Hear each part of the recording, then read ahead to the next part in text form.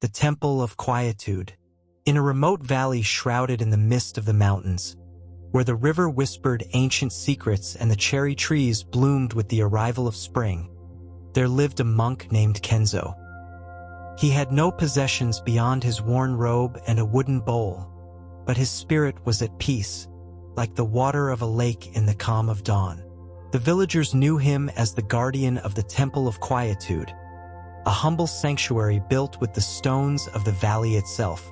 Kenzō did not speak much, but when he did, his words resonated in the hearts of those who listened, like echoes in the mountains.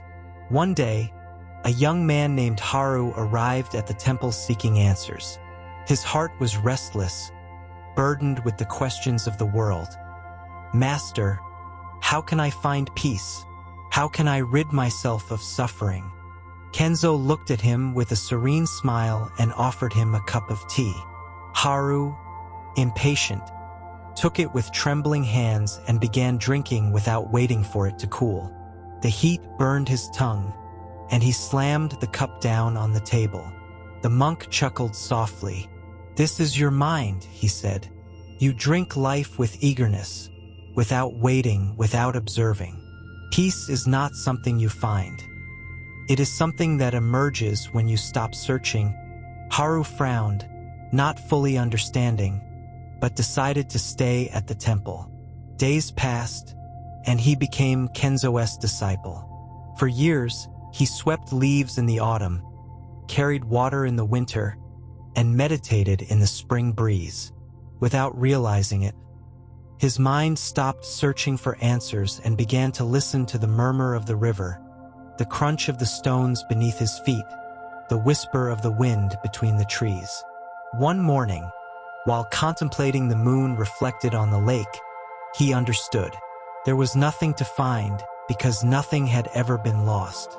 He smiled, feeling the breeze on his face, and in that instant, he knew that peace had always been with him.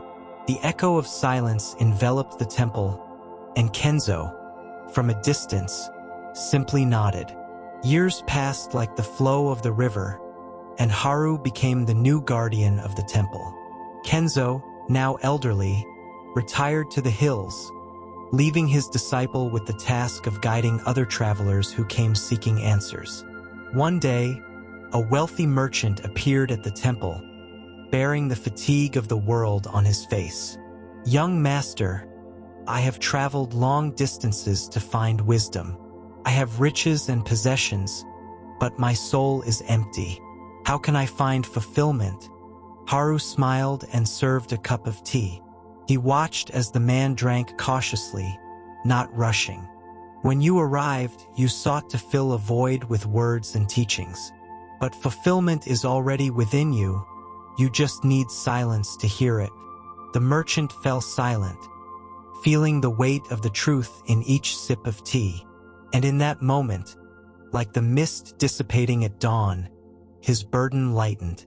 Soon after, a girl named Akiko arrived at the temple. She had traveled alone from a distant village after losing her family in a storm. Her eyes reflected the sadness of loss and the uncertainty of the future. "Master Haru, what will I do now that I am alone in the world?" she asked in a trembling voice. Haru handed her a seed and led her to the temple's garden. "Plant it here, take care of it, and watch it grow. Like this seed, you too will find your way with time." Akiko obeyed, and day by day, she nurtured the plant with care. As the years passed, the girl grew into a wise and compassionate young woman, finding a new home at the temple. Akiko, now an adult, began teaching the children of the nearby village, sharing the lessons of the temple with those who could not travel to it. She created a small garden where the children learned about patience, care, and harmony with nature. Through her teachings, the spirit of the temple spread beyond its walls, reaching future generations. One day, a severe drought struck the valley. The fields withered, and the villagers feared for their crops. Akiko and the children decided to carry water to the garden in small bowls, no matter how difficult it was. Haru watched them and said, "Just as a single drop does not quench thirst, a single act of compassion does not transform the world. But if each of you persists, the river will never cease to flow." Meanwhile, Kenzō, from his retreat in the hills, occasionally received visits from lost travelers. Among them was a ronin named Satoshi, who had spent his life as a wandering warrior, seeking redemption for the mistakes of his past. "I have fought too many battles, master. My hands have wielded the sword for years, but my heart has never known peace." The elderly monk pointed to a nearby stream. "Look at the water. It does not fight against the stones. It simply surrounds them and follows its course. You have lived like a rock in war with the current. It is time to let yourself flow." Satoshi spent months meditating by the stream, observing the ceaseless flow of the water. One day, he left his sword by the stream and decided to stay in the hills, helping other travelers find the path he had been seeking for so long. Over time, his scars ceased to be mere marks of war and became symbols of a transformed life. One winter, a great storm struck the region.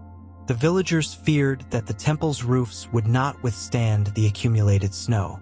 Satoshi, along with Akiko and the children, worked to reinforce the structure, learning that strength does not always lie in power, but in cooperation and mutual support. On another occasion, a plague of locusts threatened to destroy the valley's crops. Instead of fighting them with fear, Haru taught the villagers to observe nature and find balance, using natural methods to protect their harvest without disrupting the harmony of the ecosystem.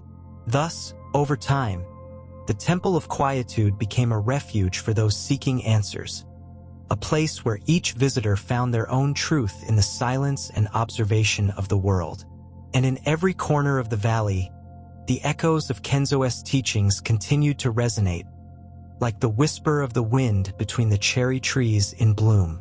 In that instant, the young man understood that quietude is not achieved by seeking it, but by surrendering to the present moment, embracing every whisper of the water, every beat of life.